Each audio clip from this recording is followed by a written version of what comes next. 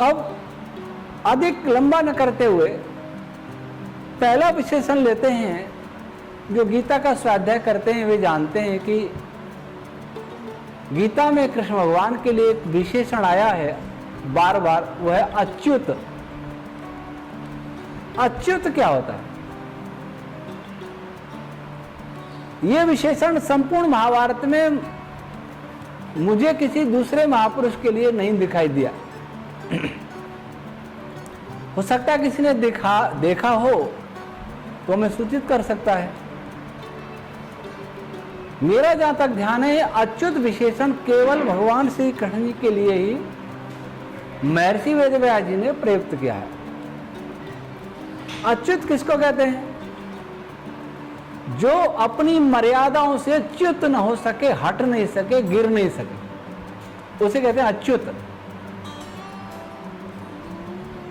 दुख हो अथवा सुख हो, मान हो अथवा अपमान हो, जय हो अथवा पराजय हो, महापुरुष कभी अपने मार्ग से अपना पैर हटाते नहीं, अर्थात वो धर्म से भ्रष्ट नहीं होते। जो भी धर्म है, जो भी धर्म की मर्यादा है, धर्म की मर्यादा कौन निश्चित करता है? ये भगवान मनु बताते हैं, वेदो अखिलो धर्म मूला। वेद संपूर्ण वेद धर्म का मूल है। जो वेदानुकूल है वही धर्म है, जो वेद के प्रतिकूल है वही अधर्म है। अधर्म अर्थात अज्ञान भी है, अवैज्ञानिक भी है और मनुष्य के आध्यात्मिक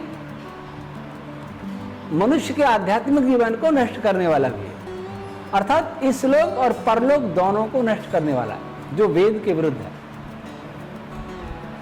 तो वेद की जो मर्यादा है उससे कभी हटने वाला, कभी न हटने वाला व्यक्ति कहलाता है अच्युत। इतिहास में बहुत महापुरुष हुए हैं और उन्होंने अपने जीवन में बहुत बड़े बड़े काम किए, लेकिन कभी देखा जा सकता है कि किसी विशेष परिस्थिति में हो सकता है वो अधीर हो गए हों और उन्होंने धर्म का मार्ग छोड़ दिया हो। जैसे धर्मराज युधिष्ठिर के बारे में देखें। धर्मराज युधिष्ठिर को धर्मराज कहते हैं, बहुत बड़े विद्वान थे, योगी थे, बहुत अच्छे राजा थे, लेकिन जुए का एक ऐसा अवगुण था कि वो मर्यादा से च्युत हो गए, अच्युत नहीं रह पाए। चाहे वो इसी कारण रह गए कि मेरे ताऊजी ने कहा है। वे बड़ों की आज्ञा मानना धर्म मानते थे, लेकिन वे ये तय नहीं कर पाए, वो निश्चय नहीं कर पाए कि बड़ों की आज्ञा, उनके ताऊजी धृतराष्ट्र की आज्ञा ये वेद विरुद्ध है तो उसको मानना है अथवा नहीं मानना। वे निश्चय नहीं कर पाए। कौरव सभा में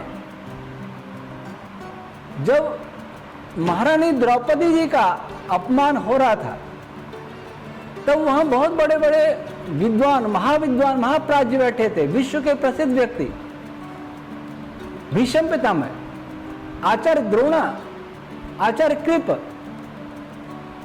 ये तीनों ही बहुत बड़े विद्वान थे और उनमें भीष्म की तो बहुत विशेषताएं थी। जहां उनकी विद्या बहुत बड़ी थी, इसलिए उनके पास अंत में जान लेने भी धर्मराज युधिष्ठिर गए थे, लेकिन वे भी अच्युत नहीं रह पाए।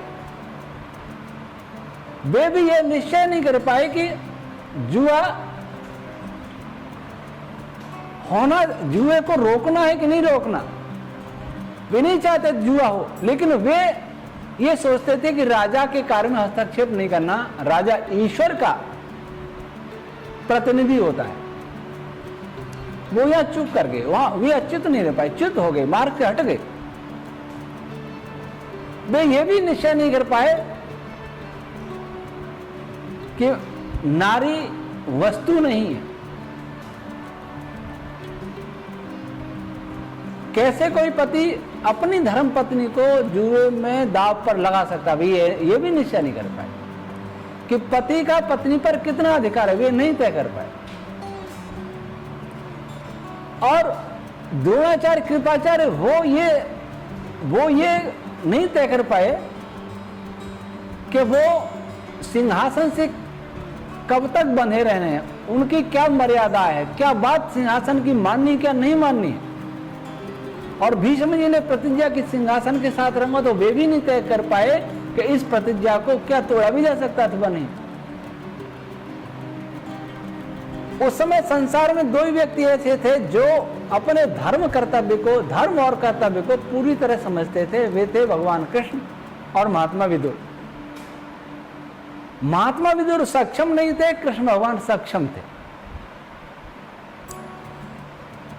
कृष्ण भगवान ने कभी मर्यादा का अतिक्रमण नहीं किया, ऐसा कौन कहता है? ऐसा महर्षि वेद व्यास जी कहते हैं।